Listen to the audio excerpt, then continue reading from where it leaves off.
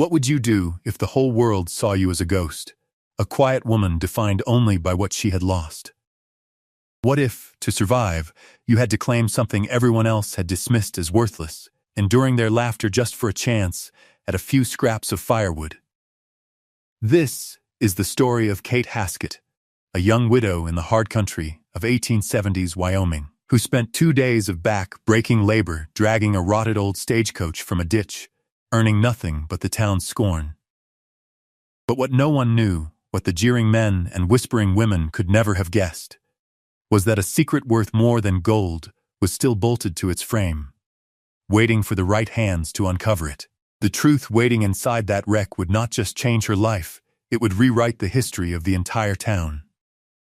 Settle in, and let us know in the comments where you're watching from as we travel back to a time when courage was a quiet, stubborn thing.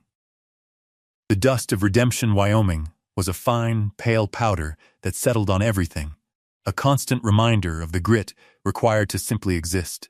For Kate Haskett, it coated the hem of her worn gray dress, filled the creases of her rope-burned hands, and seemed to have settled permanently in her heart. It had been a year since the mine collapse had taken her husband Thomas, leaving her with little more than his name and a silence that filled their small rented cabin at the edge of town. At 25, she felt ancient. Her days were a cycle of steam, lie, and other people's dirt. Her work as a laundress paying just enough to keep food on the table and oil in the lamp. She moved through the town with a stillness that made people look past her, a sorrowful fixture as common and unnoticed as a fence post. Her hands were her ledger, the skin raw and split from wringing heavy sheets and scrubbing collars for men who would never know her name. They were the hands of a woman twice her age, but they were strong. They had to be. One sweltering afternoon, walking the long road back from a delivery to a ranch on the far side of the valley, she sought a moment's rest in the shade of a deep ravine carved by spring floods years ago. And there she saw it. Tilted at a drunken angle, half swallowed by mud and overgrown with thistle, was the skeletal remains of an old stagecoach. Its wheels were gone, its paint peeled away to reveal the dark, weathered wood beneath. It looked like the carcass of some great beast that had fallen and been forgotten by time. Most people hurried past this spot. It was a place of bad memory, the site of the infamous Black Creek payroll robbery 5 years prior. A driver had been killed, the guards wounded, and a fortune in Union Pacific wages had vanished into thin air.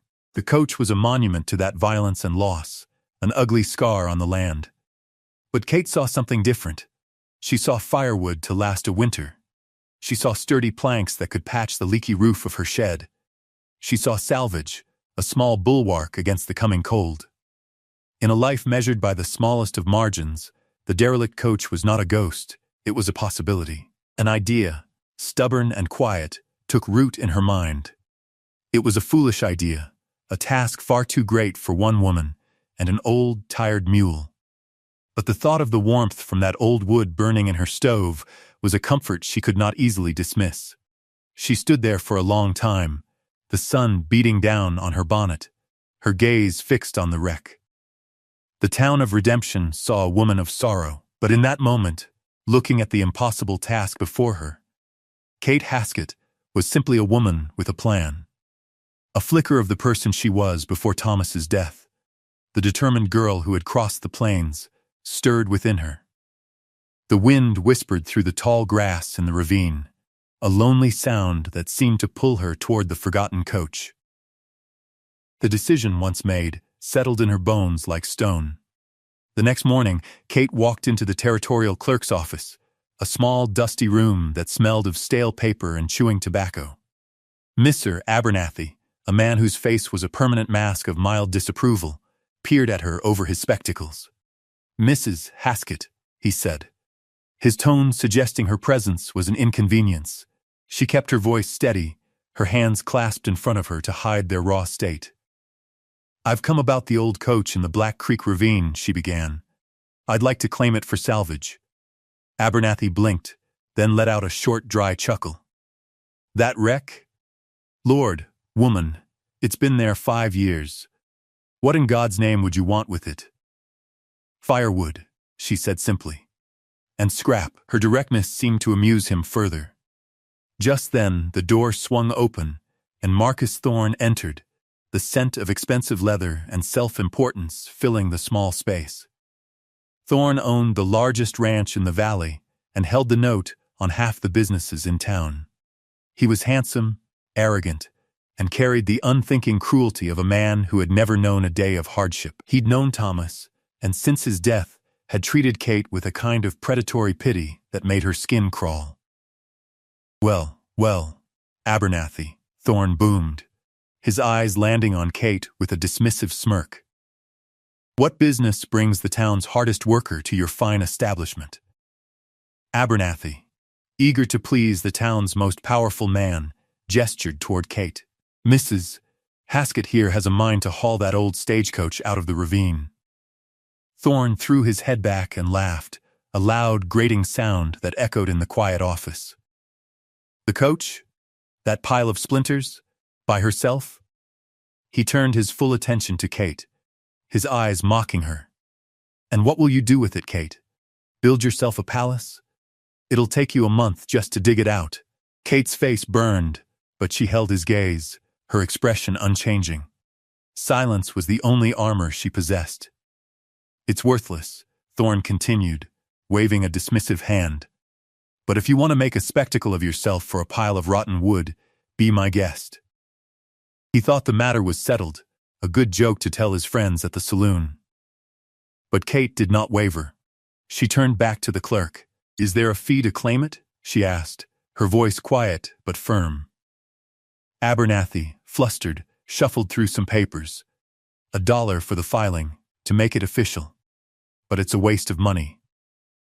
Without a word, Kate reached into the small purse tied at her waist and produced a worn silver dollar. It was a significant sum for her, money meant for flour and salt. She placed it on the counter. The coin made a solid, definitive sound in the quiet room. Thorne's smile faltered for a fraction of a second, surprised by her resolve. Abernathy sighed, stamped a form, and pushed it toward her. Just like that, the forgotten wreck, the town's monument to failure, was hers. She had purchased her own humiliation for the price of $1. What was it that made her go through with it? Was it pure desperation for the firewood she claimed to need, or was something else at play? What secret does a forgotten object hold when it has been dismissed by everyone? Let us know what you think in the comments below, and be sure to subscribe for more stories of hidden history.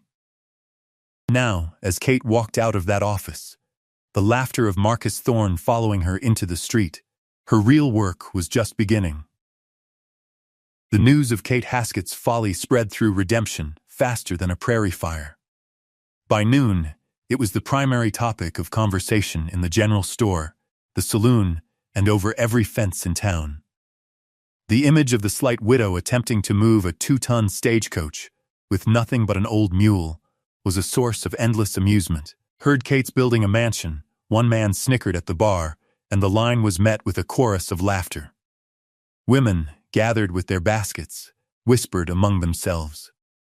Poor thing, one said, shaking her head. Grief has surely addled her mind. The pity was worse than the scorn. It painted her as fragile and broken, a perception she despised. Kate felt their eyes on her as she led her mule, Gideon, from his small lean-to. Gideon was as old and worn as she felt, a creature of habit and slow, steady paces. He flicked an ear as she harnessed him, his large, liquid eyes seeming to question the day's strange proceedings. The work began under the full glare of the afternoon sun and the town's collective gaze. She started by digging. The coach was sunk deep in the earth, its undercarriage held fast by years of compacted soil and stubborn rock. The rhythmic scrape of her shovel against stone was the only sound in the ravine, a lonely counterpoint to the distant hum of the town. Hours passed. Sweat soaked through her dress, plastering it to her back. Her hands, already tender, began to blister anew. By late afternoon, Marcus Thorne made good on his promise of a spectacle. He rode out on his fine black stallion, two of his well-dressed friends in tow. They reined in their horses at the lip of the ravine, looking down at her like spectators at a Roman circus. "Still at it, Mrs. Haskett?" Thorne called down, his voice dripping with condescension.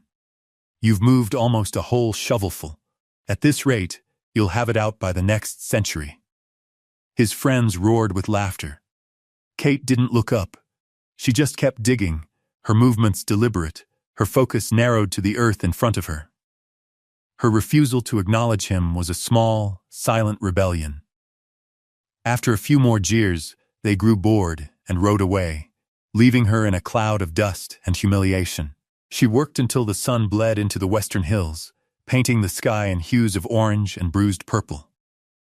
As dusk settled, a figure approached from the direction of the river. It was an old woman named Evangeline, who lived alone in a small cabin upstream. The townspeople were wary of her. She was of Arapaho descent and kept to the old ways, trading in herbs and speaking in a language most didn't understand.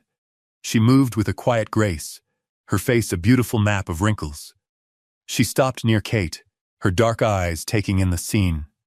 The exhausted woman, the patient mule, the half-buried coach. For a long moment, she said nothing. Then, she looked from the rotting wood to Kate's determined face. Her voice, when she spoke, was low and raspy, like dry leaves skittering across stone. "Some things don't want to be forgotten," she said, her gaze intense. "They just wait for the right hands." Kate, leaning on her shovel for support, could only stare. The words were strange, cryptic. She had no idea what they meant. Evangeline gave a slow, deliberate nod, as if she had delivered a message of great importance, then turned and continued on her way, melting back into the twilight. Kate was left alone with the old woman's words hanging in the cooling air, a strange and unsettling premonition she couldn't yet decipher. The first day's labor had only succeeded in revealing the true scale of her task. The second day was a battle of leverage and sheer will. Kate used heavy ropes, wrapping them around the coach's sturdy frame and anchoring them to a thick cottonwood tree. She hitched Gideon to the lines, urging him forward with quiet, steady words. The mule strained, his muscles bunching, the ropes groaning in protest. The coach shifted, a mere inch, with a sound of tearing roots and sucking mud. It was a victory so small it was almost imperceptible. But it was a victory nonetheless. For 2 full days, this was her world. The scrape of the shovel, the strain of the rope, the patient breathing of her mule, and the weight of the town's judgment. On the evening of the third day, with a final, agonizing pull that left Kate trembling with exhaustion, the coach lurched free from its earthen prison. It sat on the lip of the ravine, listing badly, a wounded thing dragged back into the light. The journey from the ravine to her cabin was a slow, punishing procession. She couldn't haul the entire wreck at once. It had to be disassembled, moved piece by painful piece. She used an old axe and a pry bar, her blows echoing in the quiet landscape. She dragged heavy sections of the wall, the roof, the floorboards, loading what she could onto a makeshift travois pulled by Gideon. Each trip was a fresh parade for any onlookers, a new reason for them to shake their heads. By the time she had moved the last of it, a week had passed. The pile of rotting wood in her yard looked even more pathetic than it had in the ravine. It was a monument to her foolishness, sitting right outside her front door. Disappointment, heavy and cold, finally settled over her. The firewood was damp and splintered. The metal was rusted beyond use. Thorne had been right. It was worthless. That night, she collapsed onto her simple cot, her body a single, throbbing ache. A cold autumn rain began to fall, the drops drumming a mournful rhythm on her cabin roof. Through her small window, she could see the dark, hulking pile of wood, and the sound of the rain hitting the scraps of rotted leather from the coach's roof seemed to mock her, each drop a whisper of failure in the lonely darkness. She felt a fool, more alone than ever. The town had laughed, and now it seemed the sky was laughing too. The morning after the rain was cold and clear, the air washed clean. The pile of wood in her yard glistened, looking less like salvage and more like debris. A sense of grim obligation drove Kate from her bed. She had made this mess. Now she had to deal with it. She put on her sturdiest boots, grabbed her axe, and went outside, determined to at least chop the wood into burnable lengths before the first snow. Her silent companion, Gideon, watched from his lean-to, his breath pluming in the crisp air. She started with the side panels, the wood splitting easily, rotten and soft. It was unsatisfying work. Then she turned her attention to the interior pieces she had dragged home, the benches and seats. Most were simple plank construction, already falling apart. But one seat, the forward-facing passenger bench, was different. It had fought her during the disassembly, refusing to come loose easily. Now, lying on its side in the damp grass, it seemed to stubbornly hold its form. She began to pry at the seat's upholstery, hoping to get to the wood beneath. The leather was cracked and stiff, but as she tore it away, she saw the frame. And that's when she noticed the first thing that didn't fit. The seat wasn't just nailed to the coach's floorboards. It had been bolted. Not with ordinary bolts, but with thick, heavy-headed, blacksmith-forged bolts that went straight through the main chassis beams. They were deeply rusted, but their purpose was unmistakable, to hold this specific seat to the frame with incredible force. Why? Why would a simple passenger seat need to be anchored like a ship's mast in a storm? She ran her fingers, the calluses rough against the cold metal, over the squared-off bolt heads. It was over-engineered, a secret strength hidden beneath the mundane surface of a passenger bench. Curiosity piqued. She tried to budge it. She put her pry bar under the edge of the seat and heaved with all her weight. The wood groaned, but the bolts held firm, mocking her effort. It was built to withstand enormous force. A memory surfaced, a story Thomas had told her about strong rooms on riverboats, hidden compartments for valuables. But this was a stagecoach, meant for speed and lightness. Such a heavy, reinforced section made no sense. It was an anomaly, a question without an answer. She stood up, looking at the strange, immovable bench. The laughter of Marcus Thorne echoed in her memory, his mocking words about her building a palace. A flicker of defiance sparked in her chest. The town saw worthless junk. Thorne saw a joke. But this bench, with its hidden strength, felt like something else entirely. It felt like a secret. She didn't know what it meant, but for the first time since she'd started this fool's errand, she felt a sliver of something other than exhaustion and shame. It was the sharp, clean feeling of a mystery, a detail that refused to fit the story everyone else believed. She set her tools down. The chopping could wait. The mystery of the bolted seat took hold of Kate's mind. For 2 days, she tried everything she could think of to loosen the rusted bolts. She used oil, a hammer, and every ounce of her strength, but they wouldn't yield. They were fused by time and rust into a single, solid unit. The task was beyond her simple tools and her own power. She needed a blacksmith. The thought sent a tremor of apprehension through her. There was only one blacksmith in Redemption: Owen Vale. Owen was a quiet man, broad-shouldered and steady, with a sadness in his eyes that mirrored her own. He had been a friend of Thomas's, and since the collapse, he had always treated Kate with a gentle, unspoken respect that set him apart from the other men in town. He never offered pity, only a quiet nod when they passed on the street. Asking for his help felt like an admission of failure, yet another woman needing a man to solve her problems. But the riddle of the bolts was too compelling to ignore. Swallowing her pride, she walked to the smithy at the end of the main street. The rhythmic clang of hammer on steel grew louder as she approached, a powerful, steady heartbeat in the town's quiet morning. She found Owen at his forge, his face lit by the glowing metal, his arms swinging in a practiced, hypnotic rhythm. He stopped when he saw her standing in the doorway, a silhouette against the bright street. "Mrs. Haskett," he said, his voice a low rumble. He wiped his brow with the back of a leather-gloved hand, his expression one of mild surprise. "I need your help, Mr. Vale," she said, her voice barely above a whisper. "I can pay." He shook his head. "No need for that. What's the trouble?" She explained the situation, the coach, the strange seat, the immovable bolts. As she spoke, she watched his face. When she mentioned the coach from the Black Creek ravine, he went very still. The hammer in his hand lowered slowly to the anvil. "You pulled that coach out?" he asked. His voice changed, laced with something she couldn't identify.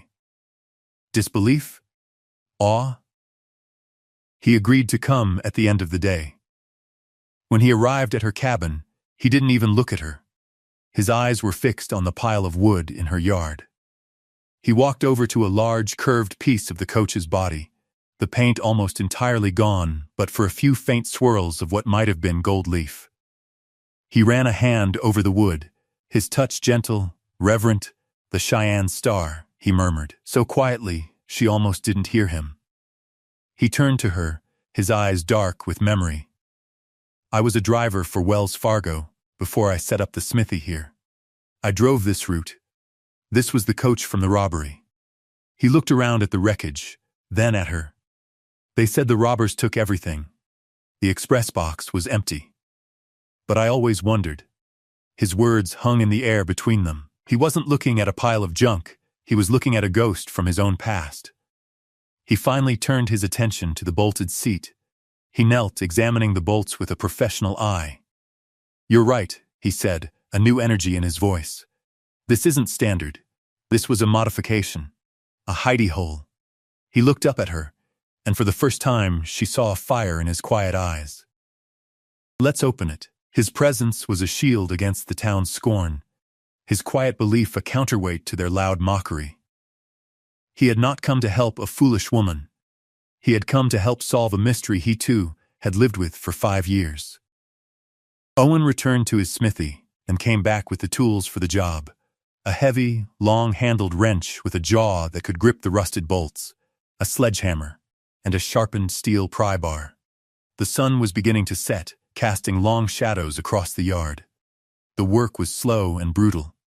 Owen positioned the wrench on the first bolt while Kate held it steady, her hands pressed against the cold steel. He strained, his muscles cording in his arms and back. The wrench didn't move. "It seized solid," he muttered. He took up the sledgehammer. "Stand back." He swung the hammer in a short, powerful arc, striking the handle of the wrench with a deafening clang of metal on metal. The sound echoed through the quiet evening. He struck it again, and again, the impacts vibrating through the ground. A few neighbors peeked out their windows, their curiosity piqued by the noise. Finally, with a sharp crack like a gunshot, the rust seal broke. The bolt groaned, then began to turn. They worked like that for over an hour, a silent team united by a common purpose. Owen would strike, and Kate would help turn the wrench, the two of them moving in a rhythm of shared effort. One by one, the 4 massive bolts surrendered. When the last one was free, they both stood back, breathing heavily in the cool air. The moment felt charged, sacred, using the pry bar. Owen carefully leveraged the heavy seat up. It lifted with a groan of protesting wood. And there, nestled in the space beneath, was a flat iron box.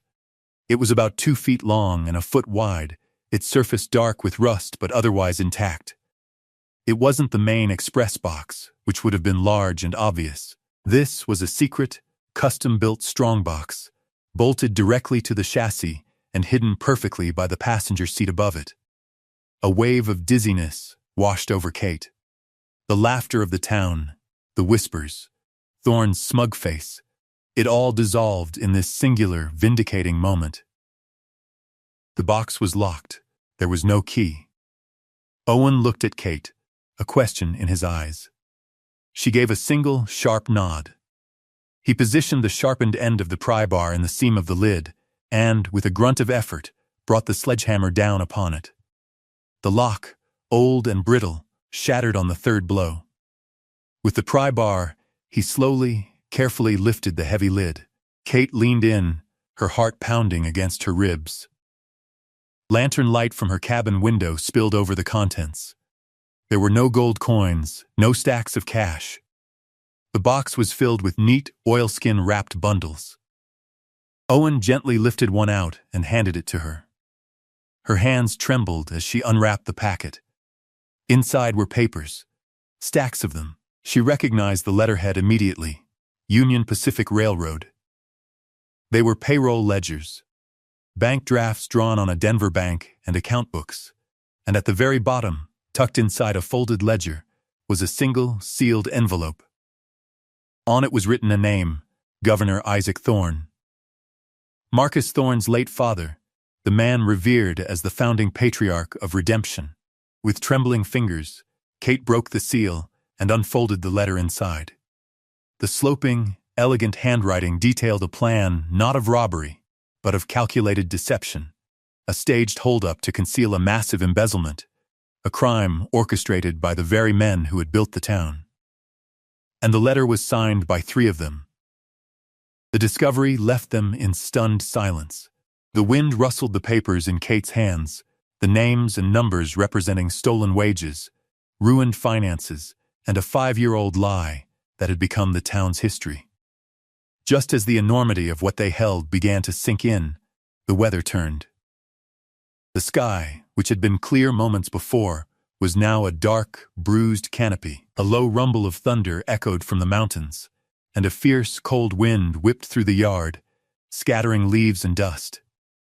It was as if the unearthing of the secret had summoned a physical storm. They quickly gathered the papers, wrapped them back in their oilskin protectors, and hurried inside Kate's small cabin, shutting the door against the rising gale. Inside, by the warm, steady glow of her kerosene lamp, they laid the documents out on her small wooden table. The letter from Isaac Thorne was a confession and a conspiracy, naming his partners, the town's first judge and the president of the bank. They had systematically siphoned funds from railroad contracts, and the robbery was a desperate, violent scheme to cover the shortfall before an audit. The storm hit with full fury. Rain lashed against the windows and wind howled around the corners of the cabin. In the midst of the tempest, a frantic, desperate banging sounded at the door. Owen and Kate exchanged a look of alarm. Owen opened the door to reveal a man, soaked to the bone, his face pale with panic. Behind him, a woman huddled with 2 small children, their faces streaked with rain and fear. "Please," the man begged, his voice cracking. "Our wagon, the axle broke in the wash. The water's rising." It was a family of settlers, strangers, caught in a flash flood. This was the test. In her hands, Kate held the power to ruin the most powerful family in the territory, to claim a reward that would change her life forever. It would have been easy to turn them away, to guard her secret, to focus only on her own impending victory. But looking at the frightened faces of the children, she saw not an inconvenience, but a duty.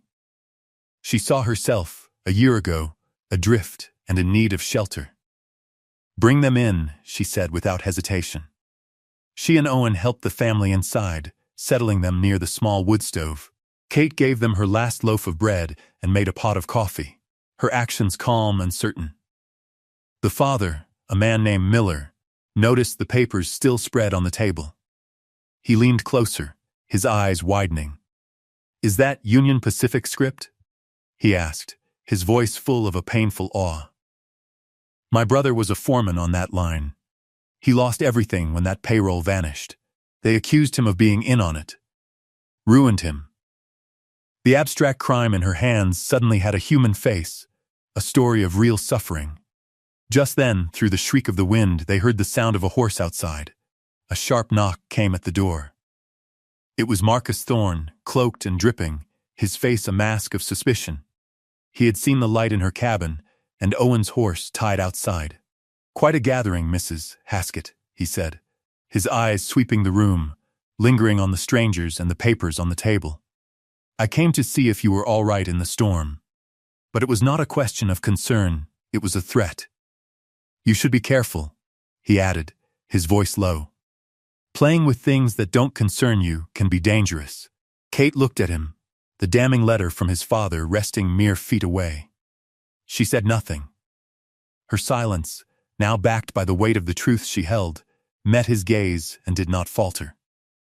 He searched her face for the fear he was used to seeing, but found only a profound and unnerving calm. The storm broke before dawn. The world outside was washed clean, the air sharp and cold. Mr.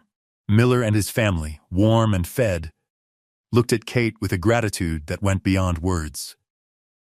"We're in your debt, ma'am," he said, his voice thick with emotion.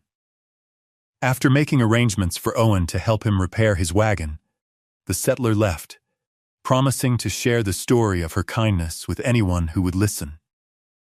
For Kate, the night had clarified everything. The truth she held wasn't just a weapon for vengeance or a ticket to wealth.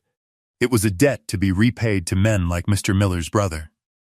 She wrapped the papers carefully, her movements no longer hesitant or fearful, but filled with purpose. Accompanied by Owen, she walked into the center of town.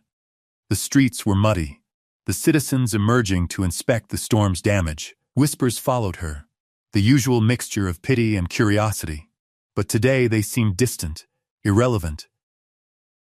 She did not go to the local sheriff, a man who owed his position to the Thorne family. Instead, she walked directly into the hotel, where the circuit judge, a man named Elias Vance, was taking his breakfast. Judge Vance was known for his stern demeanor and his incorruptible reputation. He looked up, annoyed at the interruption, as Kate and Owen approached his table. "Mrs. Haskett," she said, her voice clear and steady. "I apologize for the intrusion, Your Honor, but I believe this concerns you."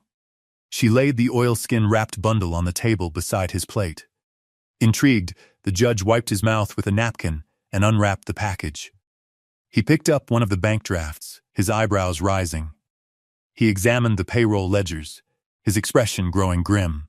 Finally, he unfolded the letter from Isaac Thorne. He read it once, then a second time, his face becoming a stony mask. The clatter of the hotel dining room seemed to fade into a respectful silence as people watched the quiet drama unfold.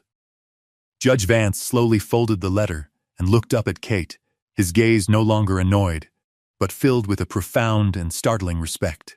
"Mrs. Haskett," he said, his voice low but carrying across the room. "Where did you find this?" She told him the story, simply and without embellishment, the scorn, the labor, the discovery. When she finished, the judge was silent for a long moment. "For 5 years," he said, more to himself than to her, "this has been a stain on the territory. You have just solved the Black Creek robbery." He stood up. "Mr. Vale, would you be so kind as to ask Sheriff Brody and Mr. Marcus Thorne to join me here immediately?" Word spread through Redemption like a shockwave. The laughter that had followed Kate for weeks died in people's throats, replaced by stunned disbelief, then by a dawning awe. Marcus Thorne arrived, arrogant and dismissive as always, until Judge Vance slid his father's letter across the table. Thorne's color drained away, his composure crumbling as he read the proof of his family's foundational crime. He was not arrested. The sins were his father's, long dead, but his power, built on a lie, was irrevocably broken. The judge declared that the Thorne estate was liable for the full amount of the embezzled funds, plus interest. The bank was ordered to honor the drafts, and by territorial law, a significant finder's reward for the recovered federal assets was to be awarded to Kate Haskett. The town that had mocked her now watched her in reverent silence. In the weeks that followed, Redemption was a town transformed. The humility of the Thorne family was a quiet, constant spectacle. Marcus, stripped of his unearned authority, had to liquidate land and assets to make restitution to the Union Pacific and the Denver Bank. The story of Kate's quiet persistence and startling discovery became a local legend, recounted in hushed, admiring tones in the very saloon where she had been a punchline.